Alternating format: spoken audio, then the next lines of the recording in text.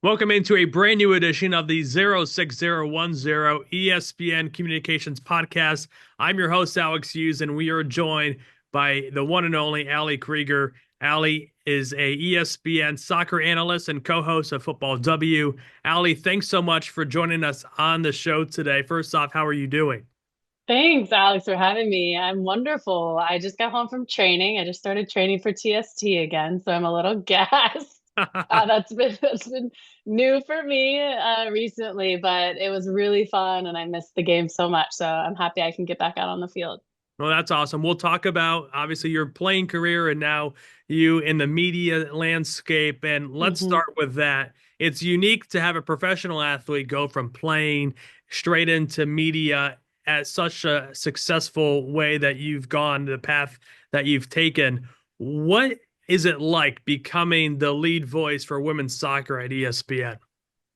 It was an incredible opportunity. Obviously, it's not easy that transition to move from on the field to off the field and into broadcasting, which I haven't really had that much practice in. Just the repetitions is what I need. I worked a lot in when I played in Orlando for the men's side and the MLS and getting some reps in those games, and that was really enjoyable. And then at times for the U.S. Men's national team, so I had some practice, but I figured I should stay within the game because you try to perfect the game for over 30 plus years. So why go do something else?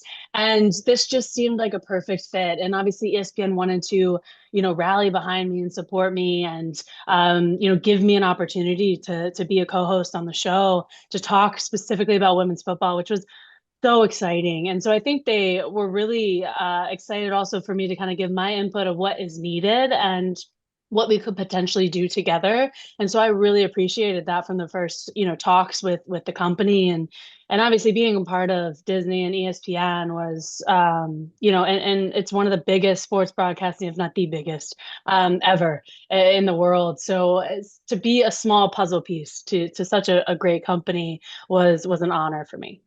When did you know, or did you know when you were playing that eventually you wanted to transition to the media industry?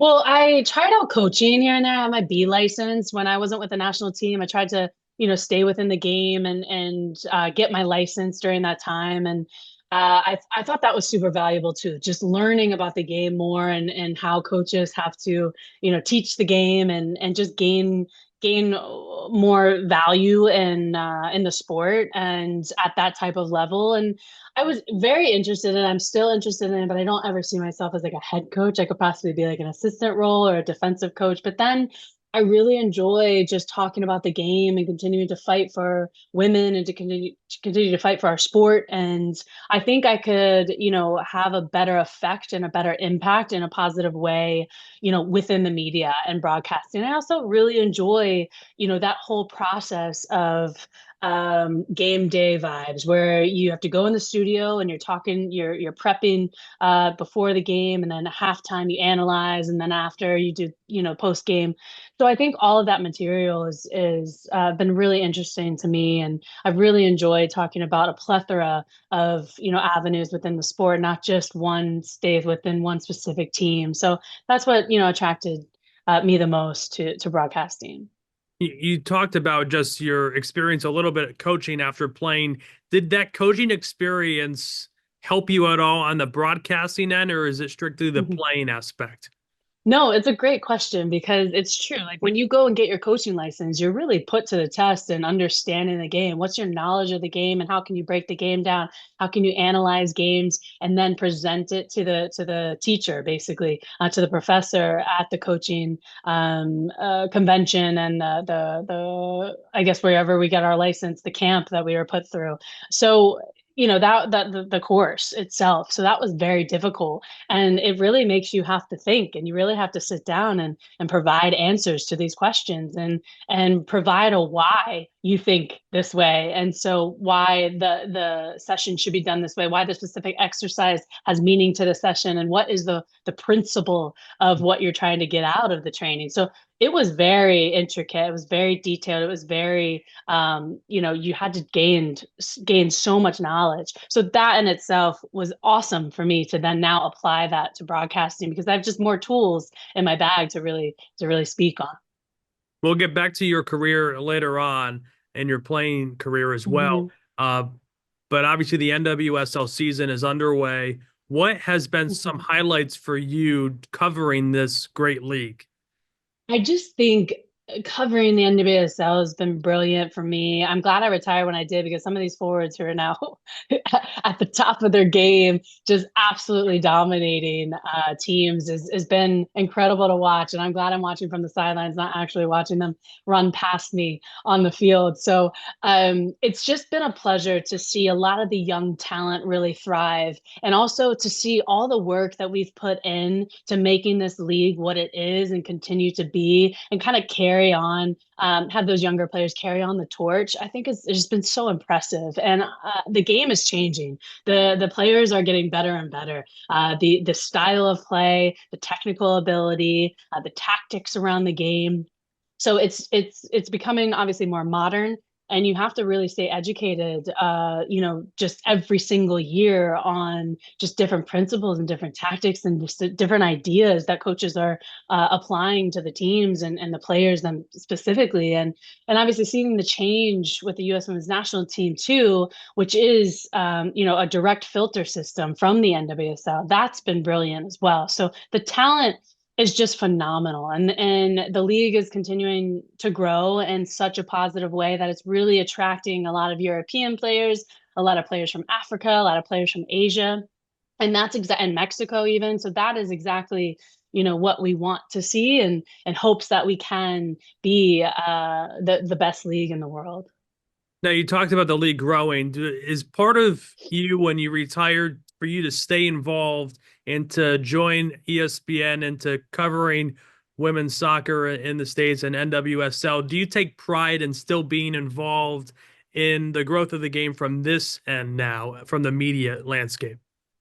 I really do. And I'm glad you asked that, because it's now I feel like I have some type of responsibility. Not that I didn't before. I obviously had a responsibility to continue to play the game, respect the game, and fight for what we needed and in order to be successful. But now I can do that off the field, and really I have more time to do it. Right. Those 5 hours a day that I was at training, 5 or 6 hours, and then it's actually a 24/7 job, right? So you go home, you recover, you worry about what you're eating, you got to sleep, you got to do all the recovery modalities that help you be so successful, that you don't really have the time to do the interviews and the podcast and the meetings and all the other things, like even life admin, right? So I think right now, it's been brilliant to be on this side and really have more time to kind of break it down for people who might not really have a good understanding of a player's perspective. And so I think my ambassador role with Gotham, and then obviously as an analyst with ESPN, I can really kind of dig into those details, to help fans and supporters and just people who are sports fans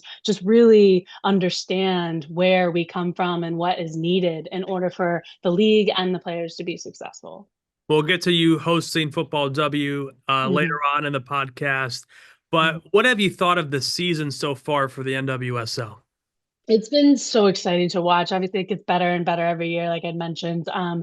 Yeah, there's such parity in the league, is why it's so attractive to people and to fans, because it keeps every single game is super exciting. It keeps fans on their toes, on the edge of their seat.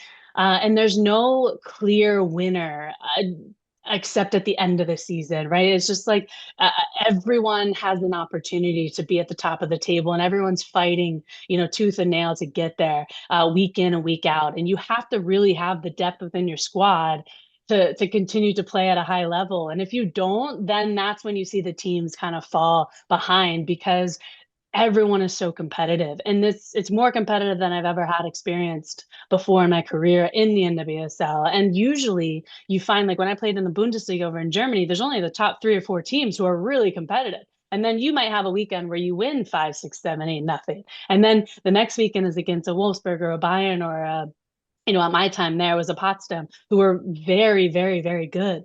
And so it wasn't, the parity wasn't as good as it is in this league. And I value that so much, and I appreciate that, because it just makes it that much harder to win, and also that much more rewarding to win once you do. But yeah, playoffs is a whole nother season. So it's just there's more games. There's Summer Cup. There's the Challenge Cup final, and then there's the regular league, and then there's playoffs. There's so many different bits and pieces now within this season, that it's becoming a really great place to perform and to develop into really really good players. And speaking of the NWSL, you mentioned your time in Germany. Hmm. When you were in Germany, there was no such league as the NWSL. Would you make that move today as a professional, knowing that?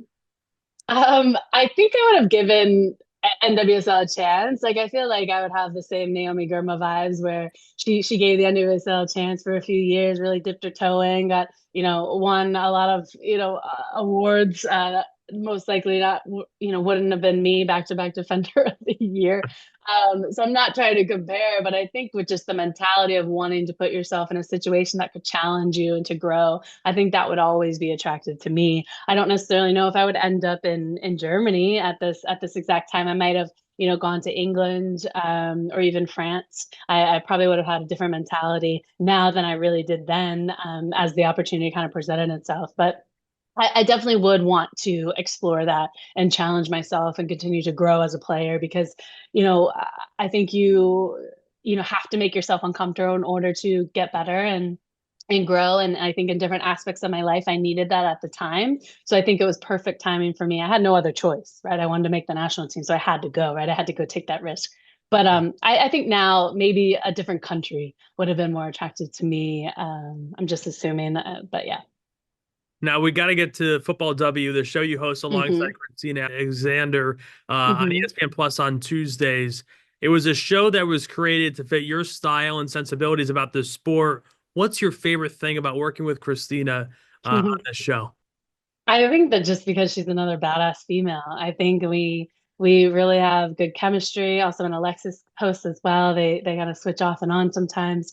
And I just love her energy. She's always so enthusiastic. She's energetic, and she has a positive outlook and a positive attitude. And she's not afraid to make a joke here and there, which I absolutely love. And that's just kind of my vibe. I think you can be serious and you can analyze a game and you can give good criticism, but then also you can have some fun and you can joke around, and I think that's what people want to see and want to watch. So I think she's been excellent, and I'm just happy that I have another like awesome female who can kind of come from this type of perspective and really continue to talk about the things that can fight for women and what we really believe in, and continue to talk about those issues and really yeah, support each other through those topics and conversations.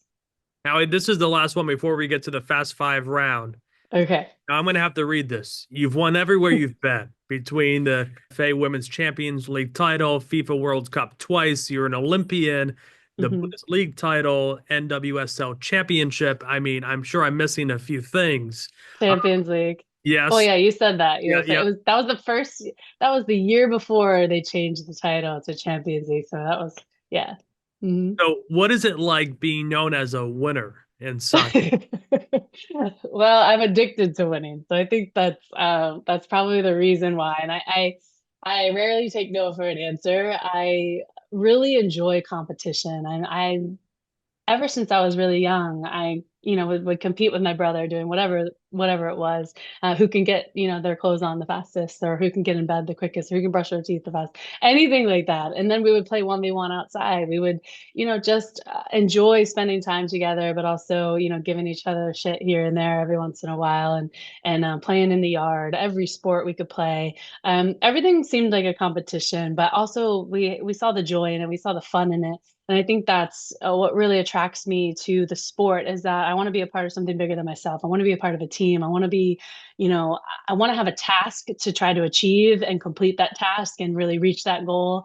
Um, Together alongside other powerful women. And so I think that was really attractive to me. Also, a lot of my best friends when I was 7 years old played soccer too, so I think just going to practice and having my best friends around was really enjoyable and fun. So then we just, because we were having fun, I think that's why we loved it so much, and then took it more serious and really started to win and focus on winning. So I was surrounded by really great people who wanted the same things as I did and wanted to achieve similar things and similar goals and dreams. So I think that I was set up for success at a really young age. But ultimately, um, after the final whistle blows and you have won the game, that feeling of just that rewarding feeling that that work that you put in that week or those months or those years really come to fruition, and that experience you can't really put into words. It's just it gives you so much purpose. I love that. Now, Allie, this is my favorite part of any interview I do is Okay, to use Fast Five. It's five quick questions. Are you ready? I'm ready. All right, Bring it. First one, surprising skill or hobby you've picked up post-retirement. Multitasking, multitasking. Just having kids running around, but also having to be on a meeting or write an email or cook dinner or make their lunch bags, or it's just multitasking all at the same time. I love that. Best Mhm. advice someone at ESPN has given you since you've joined. Okay. So Sebastian actually said this to me at the very beginning when I was really struggling with how to interview, right? Because I'm sure you do this and you're a pro at it, but I didn't really understand that you have to have like a storyline, right, through the interview where you kind of tell their story. And once he had given me that advice, everything else kind of made sense. So the order and the form of your questions really have to make sense and really set the interviewee up for success. So I think that helped me tremendously and how to formulate, interview questions. Well, this is a different, I'll follow up to that. You were a PR major and advertising major in college. So how am Hmm. I doing? Am I doing okay? Yes, you're doing wonderful. You're thriving. You're thriving. The best I've seen in a long time. Going off of that, if you could host a podcast with anyone in your phone contacts, who would you choose and why? Megan Rapinoe. Just because we would laugh the whole time and people would probably think it was just like really funny. I think it would be jokes, and I think people would be really excited to listen every week because we would just be shooting the shit and joking around and saying all the things that people maybe don't have the opportunity to say. Fourth one, most underrated teammate you've ever played with. Ooh. Angela Salem. I played at her Washington D.C. way back in for the Spirit, and she ended up going to Portland. She was one of the best center midfielders I've ever played with. That's awesome. And then the last one for the Fast Five, the Frozen Four, tomorrow night or tonight on ESPN2, Boston University versus Penn State. You're a Penn State grad. Make a prediction. Was the Boston final has score? absolutely no chance. Boston has no chance. Penn State's gonna win, and we're gonna, yeah, get through. That's awesome. Well, We are. I believe it. Now I'm with you on that. I'm gonna go with You you. are. Yeah, Okay, good. I'm Good, going good, with you. good. Yeah, I But might put my Allie, jersey on later. oh, I know you have to. But Allie, thanks so much for doing this. I really do appreciate your time. This was so much fun. Thanks for joining the podcast today. Thank you, Alex. You're wonderful, and I appreciate you. And thanks for supporting the sport. Always. Thank you.